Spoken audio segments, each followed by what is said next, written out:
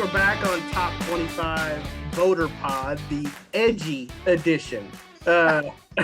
According to my colleagues, we're trying to liven it up a little bit. I've got a scar on my face. I cut myself a minute ago. So let's see the blood, Brice. No, we don't want to gross everybody out right away. But guys, good to see y'all again. Always. Yeah, good to see you, Brice.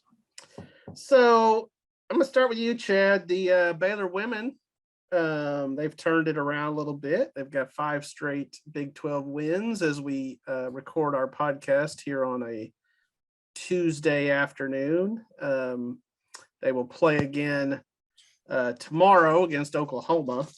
What's just been the difference to you, after opening conference play with a couple of losses? Well, perception is a big part of it, I think. What Baylor was supposed to be, and then they come out and lose at Kansas State and at Oklahoma. Well, what we've since found out is that Kansas State and Oklahoma are pretty good. Kansas State's a little up and down, but they're certainly looking like it. In fact, they were one of the top 16 seeds revealed in the seed reveal last week, which I was a little bit surprising. I've been voting them in the 16 range at times, but they're probably a bubble top 25 team, not a bubble team, but like in and out of the top 25. I think they're 25 this week, but a really good team. And you're playing them on the road, and then you get a COVID pause for a week, and then you got to go play at Oklahoma, and Oklahoma beat Texas the other day. They're a top 25 team, so that's a tough way to start conference. And then they scratch out a win at Kansas, which they could have very, very easily lost that game and gone to 0-3. But, on the court, in between the lines, they've gotten inside-outside going. They got Jordan Lewis, Jamie Asbury, and Sarah Andrews all hitting from three-point range. And in Lewis, and especially in Andrews' case, scoring at all 3 levels. And that's a big thing, because if you're doing that, you become a real problem to guard, because Melissa in particular is so good around the basket. And Queen has been finishing pretty well around the basket. So all the pieces are starting to come together. In this world of hype, we tend to overreact a lot. And I think the 3 of us, I think we're pretty reasonable guys, and we overreact less than a lot of our colleagues, particularly in the national media. But, Baylor is floating to the top of the standings, as I predicted they would. So there you go. Good call. And they had a triple-double recently, right? Yeah, that's not the most impressive triple-double to me, because West Virginia was dead in the water 8 minutes into the game, or whenever KK Deans went down, they were finished. And it was kind of a stat monger type of deal, but any triple-double is a good triple-double, right? Sure, yeah. And Jordan Lewis got player of the week on the strength of that triple-double, and a good game against Texas Tech as well earlier in the week. But her really good game was against Iowa State, which was not technically counted in that player of the week scenario. But that was her best game, was against Iowa State. Well, so John, similarly, the Baylor men on a decent surge again. They've won 4 of their last 5. The outlier there was outside of Big 12 play, the loss at Alabama. So, they've had to deal with a constantly changing rotation due to injuries. It seems like they've had 2 guys out pretty much every game. Scott Drew, he's adapted. He's brought in, guys like Dale Bonner and Jordan Turner. You feel like the experience that those guys are getting, will that help Baylor down the road if they need to count on those guys in the postseason? Yeah, I really do. And I think they're learning how to play with different kinds of rotations. And I think that's going to help down the road too. And most of these injuries, it's been kind of wild how many there have been, but basically 4 guys have been hurt off and on in the last few weeks. So Scott's had to change his rotation all the time. But I think those guys are going to eventually get healthy. I mean, Sohan's healthy now. big surprise is Adam Flagler not playing. Nobody even knew he had a knee issue. He had a hand issue earlier in the year. Now, I think the biggest issue is probably LJ Cryer. He broke his foot back in the summer, and this is the third game he's had to sit out. It's the first one since December that he's sat out, but it seems like that could be a lingering issue. I think James Akinjo's issue, tailbone or buttocks, whatever you want to call it. I think like saying that. it's a funny term, but the last half against Alabama, and I thought this whole game last night against West Virginia, he's moving a lot better and his shot's a lot better. So I think he's starting to come around a bit. But yeah, they're developing. I think they had good depth coming into the year. I think they're going to have really good depth by the end of the year. So I think eventually playing these guys and playing them in different roles will pay off.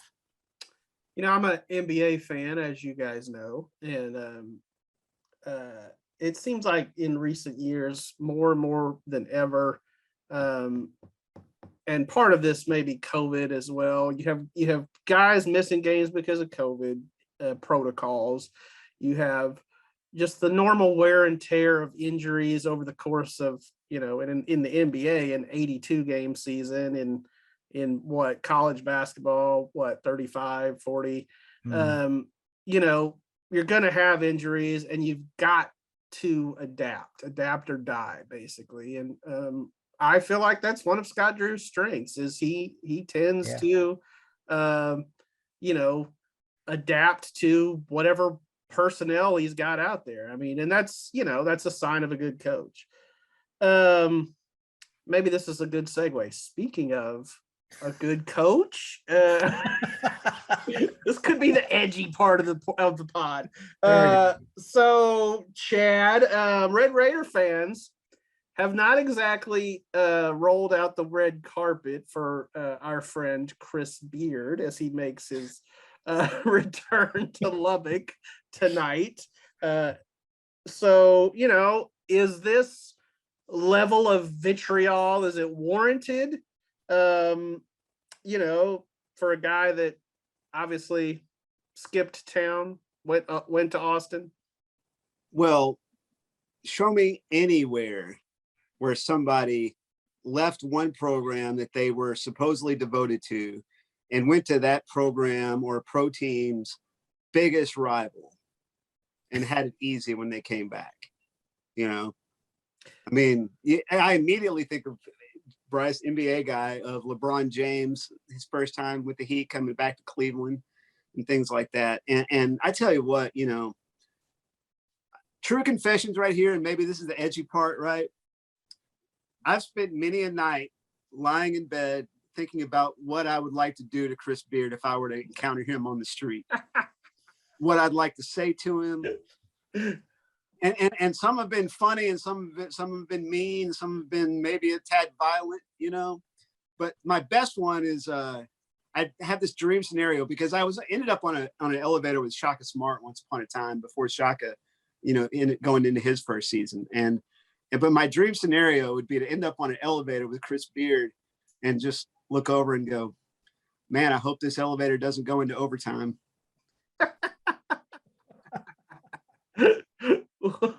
Well played. But, okay, having said that, all right, here's the thing. Texas Tech is having a really good basketball season. Mm-hmm. They ended up hiring a really good coach, it looks like, in Mark Adams.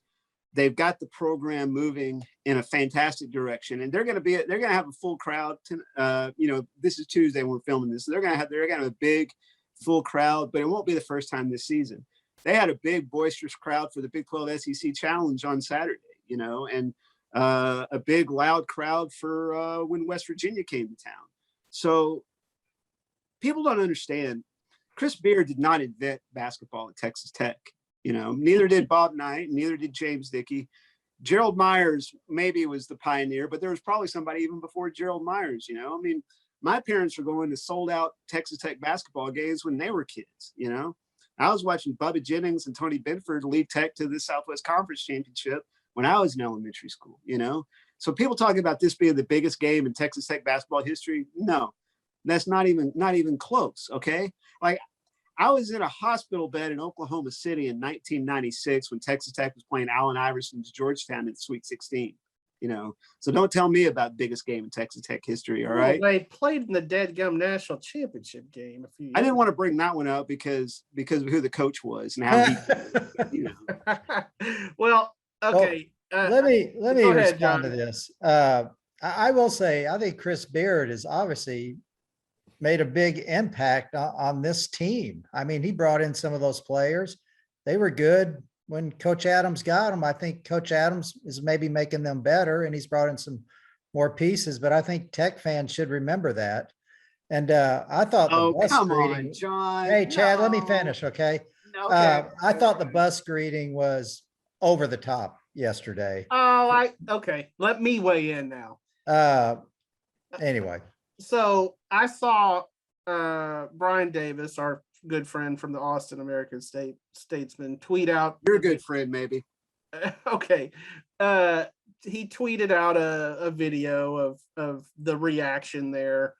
And personally, I thought big friggin' deal. I agree with Chad that what kind of reaction did they expect? I mean, Well, they should add security, more security there, not for them to be so close to the bus. They didn't even seem like they were that close.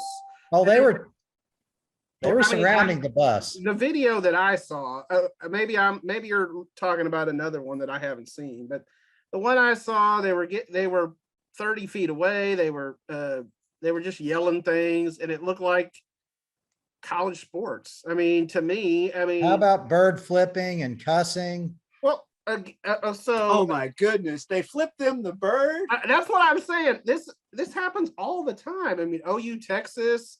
I mean, this is just part of college sports. I'm not necessarily condoning it, but at the same time, Chad's right. Like when Kevin Durant came back to Oklahoma City, they held up in cupcakes because he's so soft. I mean, this is what you get. I mean, well, let me jump back in. Okay.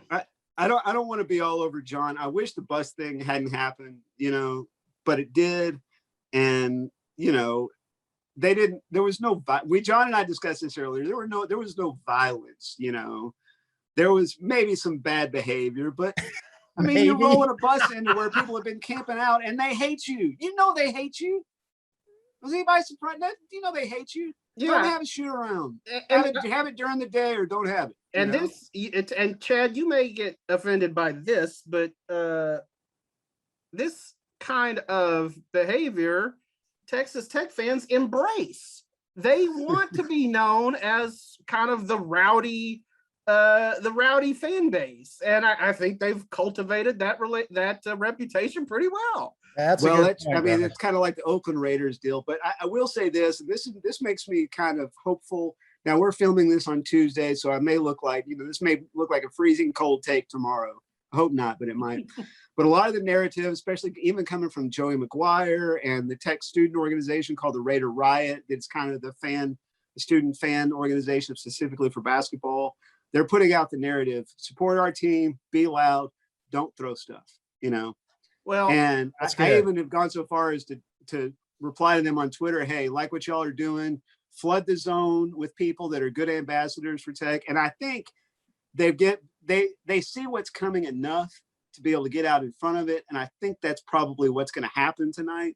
Now, like I said, this is maybe a freezing cold take by this time tomorrow. No, that's smart. That's smart for them to do that. And here's the other thing. I don't care what school you're at. Every fan base has some knuckleheads, and every fan base has, some classier fans. Even the Nebraskas of the world who have sort of this reputation of, they applaud the opposing team when they leave the field or whatever. They're gonna have some jerks in their fan base too. So, well, I'll give you a perfect example. One of the nicest people I know is a Waco resident, an Ole Miss alum named Don Jurgensen. Very, very nice man. His he's Ole Miss alum. Stephen Hawkins, Ole Miss alum, right? Mm-hmm. But when my family went to the Cotton Bowl in 2009, I had to move my dad and brother-in-law away from this one particular nasty group of Ole Miss fans, or we were going to have a major, major problem. You know, and I say that because my dad and brother-in-law are big dudes and they don't put up with, BS. But these Ole Miss fans were all in our face, were nasty.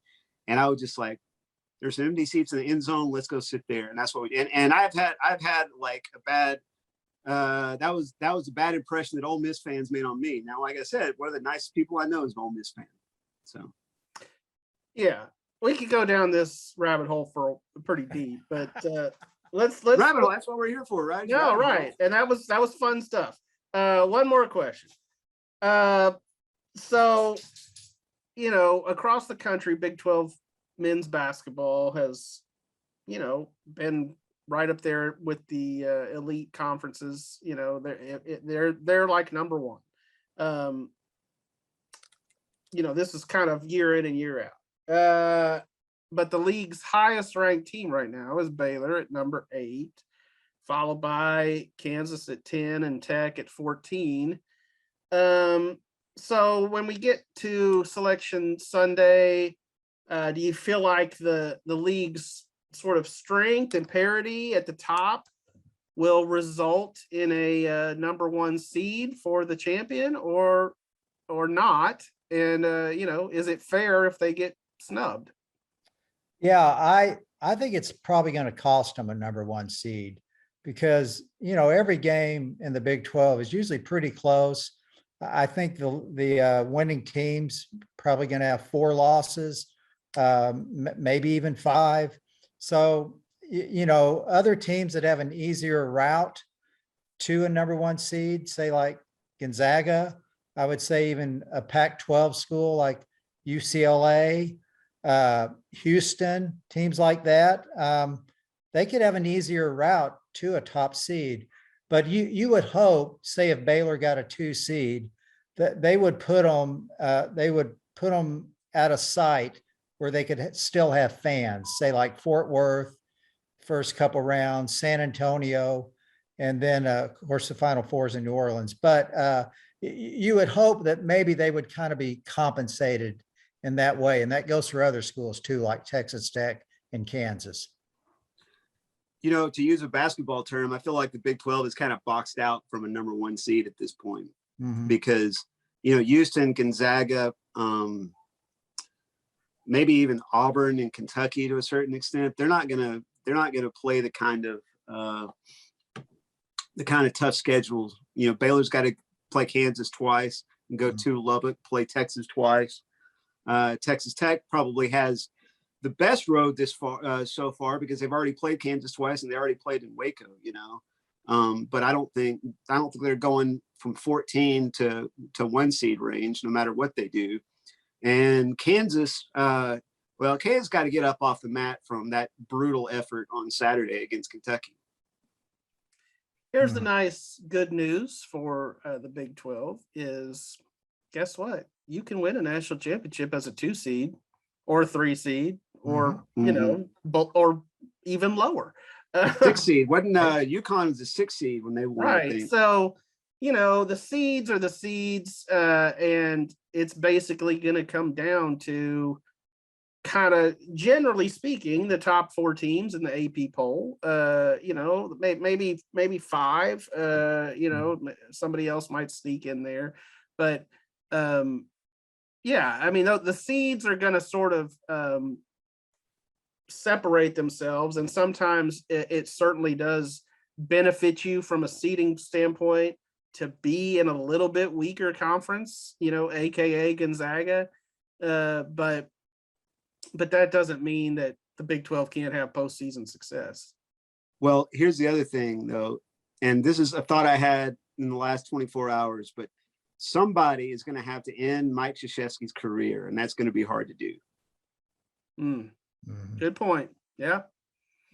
All right. Good stuff, guys. I don't feel like we had to use the bleep button or anything, but we'll try to get edgier next week. Contrary to what everybody thinks, I am very calm today. It's just one more game. There's going to be another game on Saturday. You know, there's a lot left, and all this hype crap will be over after today. Okay, Coach Conine. Good stuff. Good stuff. All right, I like it. Thanks everybody for tuning in.